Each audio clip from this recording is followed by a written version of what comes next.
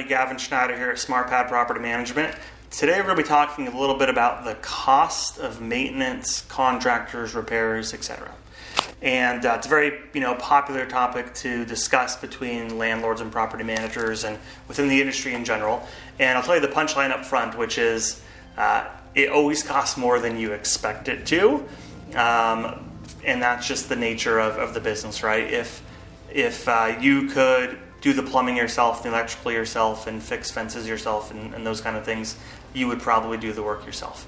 Most of us can't, so we have to hire somebody else to do it, and you got to pay, to get that work done.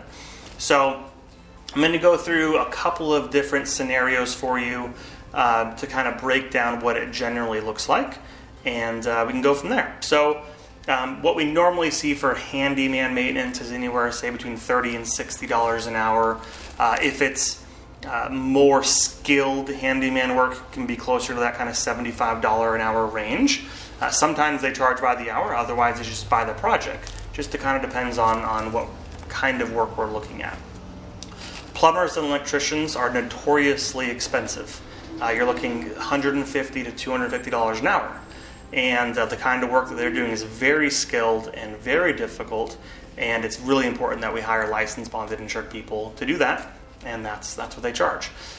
Cleaning, we normally see kind of in the $30 to $40 an hour range. Sometimes they'll have flat fees as well, but that's pretty much what we see. Landscapers generally are looking at, say, $50 for an 8,000 square foot lot for general mowing. Say for a turnover, you can triple that. So if they're doing fresh bark and weeding and trimming trees and fertilizing and doing all that kind of stuff, right? Projects like painting and carpets are all done by bid and are never done by hour. And we'll commonly receive multiple bids for those, and the owner can choose which bid they want to go with.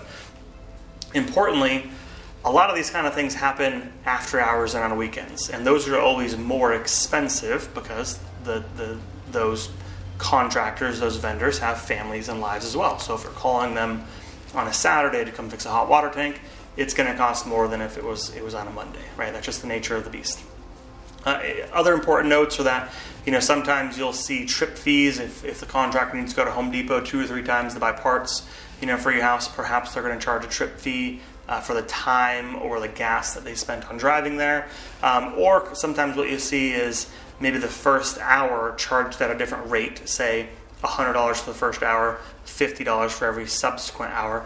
Just depends on the contractor, the kind of work that's being done, et cetera, et cetera. So the important thing to know is that the work is being done properly and being done by licensed, insured, bonded professionals, and you don't have to do it, right? So it's worth paying the professional to get that kind of work done. If you have any questions, feel free to reach out. Otherwise, get out there and keep repairing those houses.